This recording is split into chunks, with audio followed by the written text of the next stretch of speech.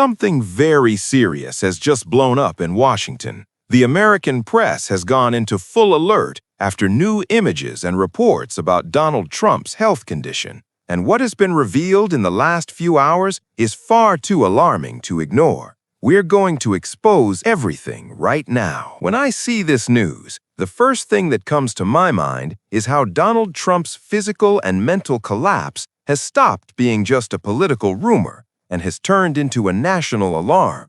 And that's not an exaggeration. In recent days, practically every network, all the ones not trapped in the alternate universe of Fox News, has been broadcasting images that, honestly, would embarrass any world leader. We are talking about a president who spent years calling Joe Biden Sleepy Joe, but is now repeatedly caught sleeping in the middle of official meetings, and not irrelevant meetings. We're talking cabinet meetings, critical briefings, national security discussions. Imagine that coming from someone who claims to be the only one capable of saving America. And this is where the discomfort begins, because Trump is furious. Furious at the press, furious at the talk shows, furious because the country is finally seeing what his aides tried to hide for so long. The decline is real. And the worst part is that, according to reports from the Daily Beast and Zalato, nothing irritates Trump more than being compared to Biden.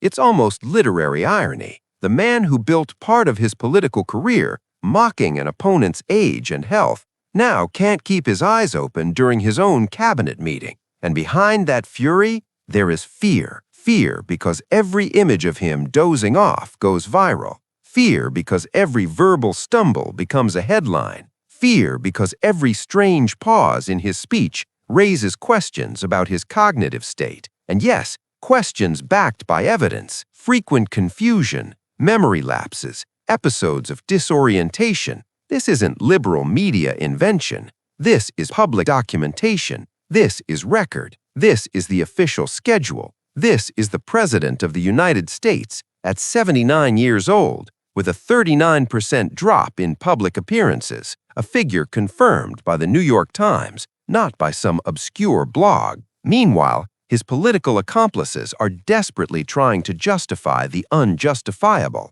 This week's excuse is that Thomas Edison also took naps. Seriously? Edison napped between revolutionary inventions, not during national security meetings.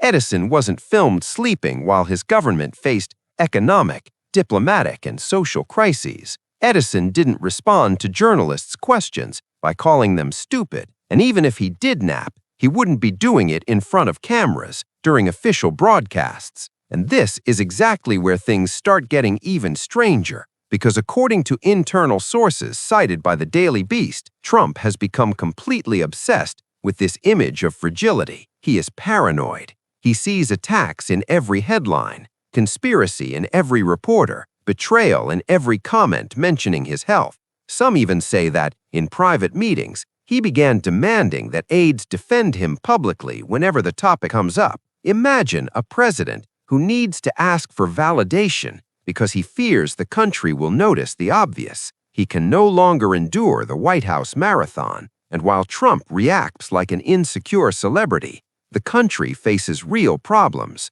unaffordable housing, food inflation suffocating families, 70% of Americans saying the cost of living has worsened, and 60% blaming Trump directly. This is the final irony. The man who claimed to understand the economy because he had perfect instincts lives in a parallel world, surrounded by luxury and Mar-a-Lago, completely disconnected from the reality of people who have to pay rent, buy food, and choose between gas and medication. But Trump doesn't want to hear that. He wants applause. He wants flattery. He wants people to believe that sleeping in meetings is normal, that mental misfires are just fatigue, that cutting 40% of his schedule is efficiency. And meanwhile, the people around him twist themselves intellectually to protect him because they know that the truth, if admitted, would be devastating. And that truth, by the way, is about to be exposed, a truth that journalists are beginning to uncover, that aides are trying to hide, and that finally explains why so much panic, so much aggression, and so much chaos has erupted from the White House in recent days. The truth is that behind the public irritation, the visible stress, and the sudden outbursts of aggression when asked simple questions, there is something even more serious, something the White House tried to keep under control but can no longer hide. It all began to surface when reporters from the New York Times and Politico noticed an unusual pattern. Not only are Trump's workdays significantly shorter, but there are long, unexplained gaps in his official schedule. Entire sections of the day simply disappear from public records, and when videos from those periods do appear, Trump looks disoriented, speaking slowly, struggling to follow even basic discussions. Close aides, unwilling to be identified, have admitted to reporters that there is a growing concern about episodes of deep fatigue that have become frequent since last year. Some say there are moments when Trump becomes completely unable to answer simple questions, especially in the late afternoon. Others mention memory lapses so severe that he repeats the same instructions multiple times without realizing he's already given them. This goes far beyond natural aging. This is measurable, progressive decline, documented on video, and according to sources, his own team already knows it. And it was one of these episodes that triggered the recent panic. During an internal meeting on digital security, Trump reportedly stayed silent for about 45 seconds, eyes half closed, breathing heavily, unresponsive to anyone speaking. Some thought he had simply fallen asleep again. Others worried it was a sudden medical problem. But the most alarming detail came afterward. Trump could not remember what had been discussed before the episode. He asked twice what the meeting was about, and when he realized people were watching him, he became visibly irritated, aggressive, accusing reporters of inventing fake stories about his vitality. This is the real reason for the outburst against the press. It wasn't just hurt pride. It was fear that this episode would leak. Fear that Americans would finally see that the decline isn't just happening, it's accelerating. And according to Politico journalists, it was right after that day that Trump decided to reduce his work schedule even further, which explains why his official appearances now begin, on average, early in the afternoon. The great irony is that while all of this happens, Trump continues attacking Biden as if he were still in 2020, unable to understand that now he is the one under scrutiny. He tries to revive old lines, mechanically repeating insults that no longer make sense, but the public sees something else, a tired, slow, irritable, emotionally unstable, and physically weakened president. And for the first time since he rose to power, polls show that public perception is shifting rapidly and not in his favor. The YouGov poll showing that 63% of Americans believe his age and health hinder his ability to govern was a devastating blow to his campaign, and the fact that almost half of respondents believe he is suffering cognitive decline is even more damaging, because unlike political controversies or personal scandals, health cannot be controlled with press conferences or aggressive tweets. It is visible, it is tangible, it is undeniable.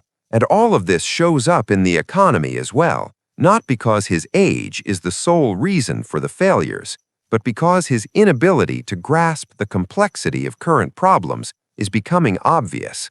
When he says in a Politico interview that the economy is A+, while the country is experiencing one of the worst housing crises in decades, the gap between reality and his perception becomes frightening. How can a leader who can barely stay awake in a meeting understand the struggle of millions of families trying to pay rent? The numbers don't lie. Only 36% are satisfied with access to affordable housing, a monumental drop compared to 10 years ago. Food prices keep rising. Fuel costs give no relief. Dissatisfaction is growing. And Trump's response? Denial, irritation, attacks. That's why media coverage is intensifying. It is not persecution, it is a warning, because a president who loses focus in strategic meetings, who repeats incoherent lines, who shows unmistakable signs of severe fatigue and memory lapses, That president is a risk, and more Americans are starting to see it. Trump, however, reacts as he always has, blaming others, attacking reporters, claiming everything is fake news. But no slogan, no post, no fiery speech can change what is right in front of our eyes. And the country, tired, worried, and vigilant, is beginning to ask the question that most terrifies his allies. How much longer can he hide the obvious?